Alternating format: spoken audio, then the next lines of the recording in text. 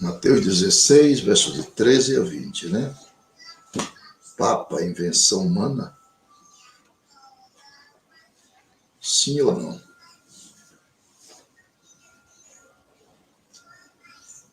E indo eles anunciaram-no aos outros, mas nem ainda estes creram.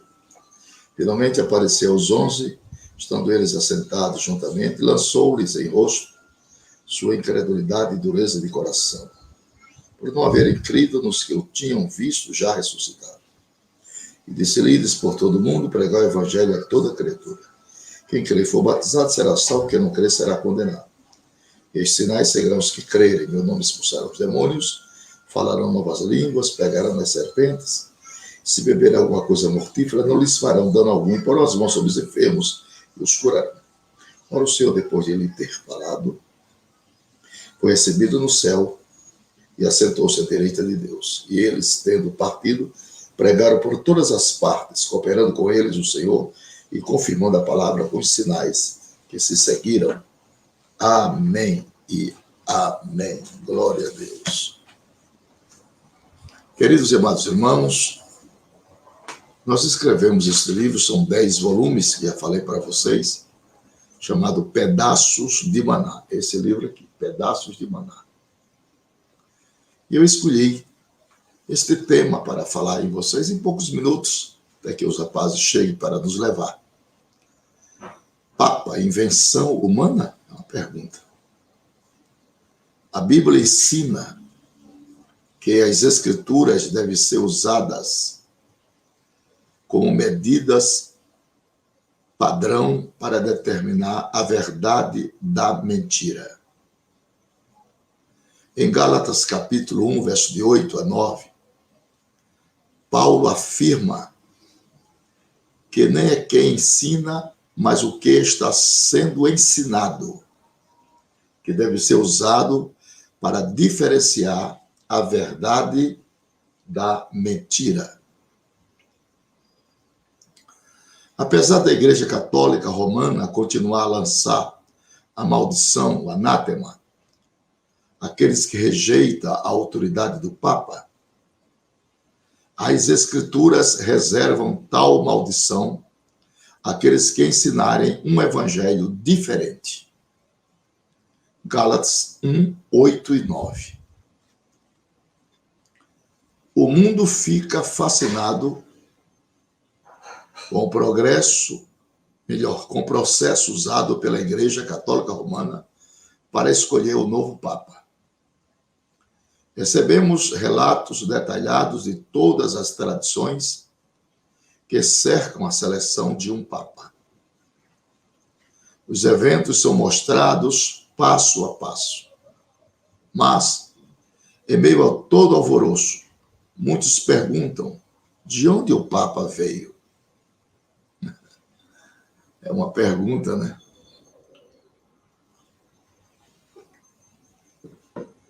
Os eventos são mostrados passo a passo.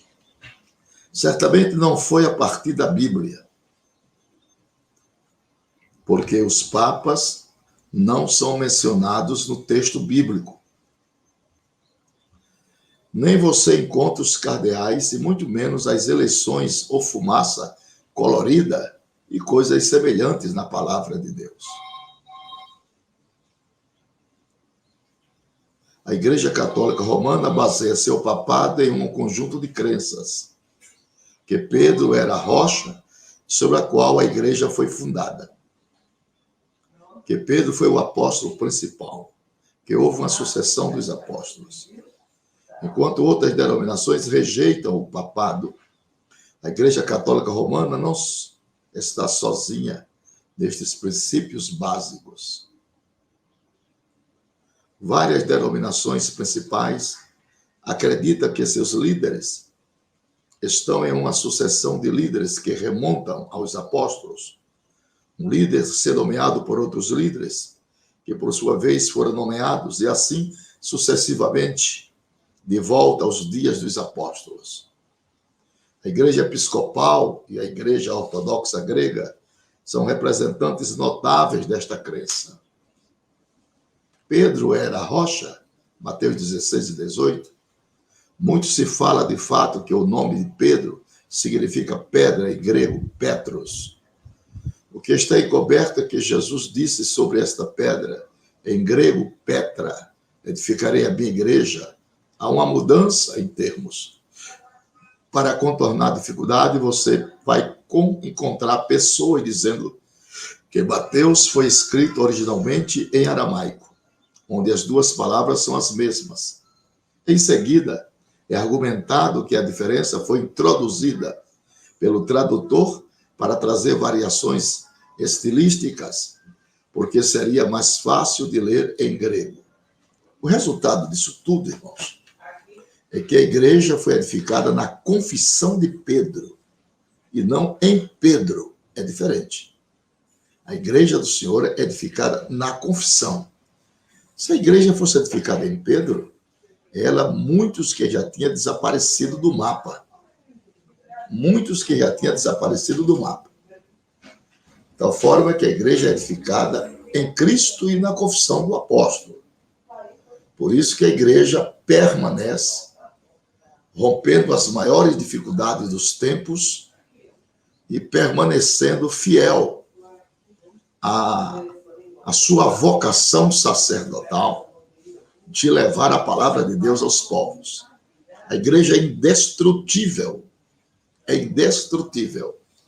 Deus se utiliza do sangue dos mártires, melhor, se utilizou para a projeção da grandeza do evangelho. Aleluia! O evangelho, a igreja, ela está envolta em muitos mistérios. A igreja é o mistério de Deus na terra. Ela está fundamentada em Jesus Cristo e ela é consignada como mistério de Deus na terra.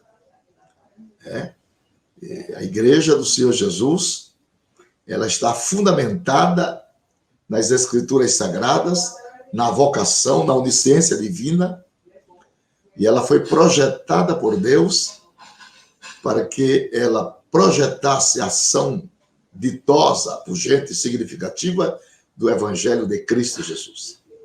E a igreja tem cumprido o seu papel nesses últimos dias. Tem feito discípulos, tem projetado a densidade comportamental da graça de Deus aos povos. E o nome de Deus tem sido glorificado através da sua igreja, que é o seu maior patrimônio aqui nesta terra. A igreja do Senhor é o maior patrimônio. Então a igreja não foi edificada em papa, nem foi edificada em Pedro, nem foi edificada em pastor. A igreja é edificada em Jesus Cristo, a rocha dos séculos, a resplandecente estrela da manhã, o alfa e o ômega, o princípio e o fim, aquele que era, que é e que vai voltar. Então esta é a igreja peregrina, a igreja que não tem sua pátria permanente aqui nesta terra, mas aspira, deseja a sua pátria celestial, que é o céu. E por vocação, ela é uma nação eleita por Deus. E a igreja, como organismo do Senhor Jesus, ela também está submetida a leis espirituais. E uma das leis física que determina a vivência do organismo é a lei da oxigenação. Você respira oxigênio e solta o monóxido de carbono. As plantas absorvem o monóxido de carbono e oferecem o oxigênio. Vem a palavra grega pneuma, que significa espírito. Então, como ser humano, preciso de ar para respirar para os meus pulmões, como igreja, como organismo espiritual, eu preciso do Espírito. Uma igreja, ela está sob a tutela do Espírito Santo, a direção do Espírito Santo, a cobertura do Espírito Santo, a vocação do Espírito Santo, a determinação do Espírito Santo, a inspiração do Espírito Santo. Então, o Espírito Santo é o paráclito de Deus na terra, é o consolador, é autossuficiente para presidir os destinos da sua igreja, da igreja de Cristo, aqui nesta terra. Então, a igreja não está sob ditames papais, a igreja não está sob ditame de cardeais, de denominação nenhuma. A igreja é o organismo vivo de Cristo Jesus aqui nesta terra. glória a Deus, do qual Cristo é o seu cabeça principal, o cabeça pensante. E o corpo vai para onde a cabeça leva. Então, quem dirige a igreja é o cabeça, é Jesus Cristo, sobre a tutela do Espírito Santo, que inspira a igreja, que revela os dons preciosos à igreja do Senhor.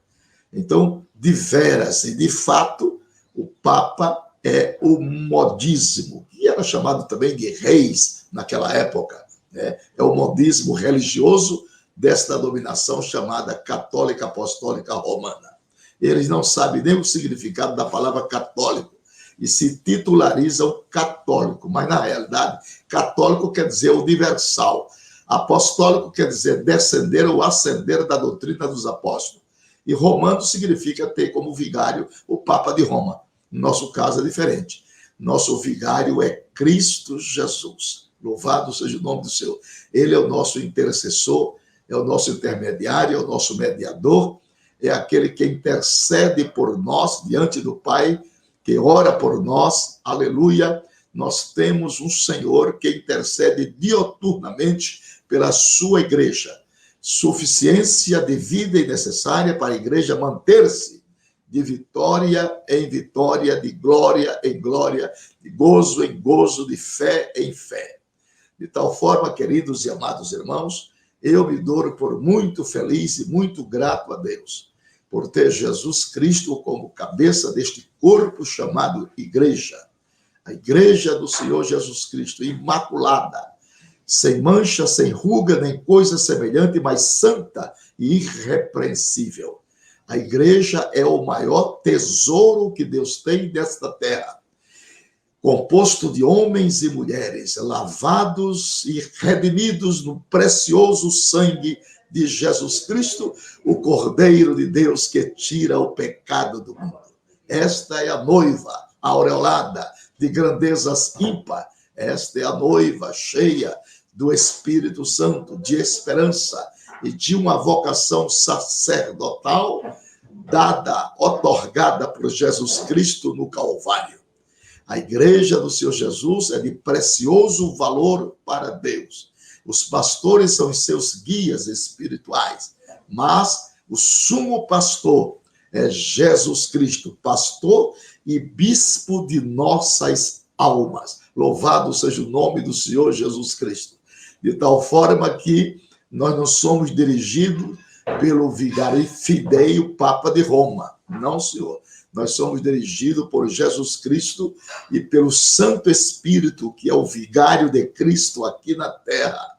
Vigarei fidei, aquele que está em lugar de Deus para representar a Deus, é o Espírito Santo da verdade, que ensina-nos a palavra, que revela-nos a palavra, que esclarece-nos a palavra, que mostra-nos a palavra, que intercede por nós com gemidos inexprimíveis. Graças a Deus por essa categoria gramatical do Espírito Santo como consolador. Substantivo próprio, personativo, masculino, singular. Ele me glorificará, pronome pessoal.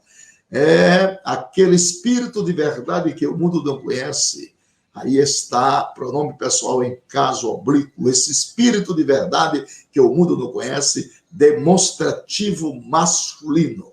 Então, o Espírito Santo não é uma força ativa de Deus. O Espírito Santo é uma pessoa que intercede por nós, que roga por nós. Juntamente com Jesus Cristo, ele faz essa ponte, e às vezes nós não sabemos nem orar como convém, mas ele intercede por nós com gemidos inexprimíveis. Então, meus irmãos e meus amigos, o Papa de Roma é, na realidade sumária, uma inovação religiosa, que se diz substituto de Jesus Cristo aqui na terra. Mas na palavra de Deus, em João 14, 15, 16, o verdadeiro substituto de Jesus aqui na terra é a terceira pessoa da Trindade, o Espírito Santo. E Jesus diz: eu rogarei ao Pai e ele vos dará outro consolador, o Espírito Santo da verdade, para que fique convosco para sempre. Então, é um dos esboços que está inserido neste nosso livro, Pedaços de Maná. Deus a todos abençoe, muito obrigado.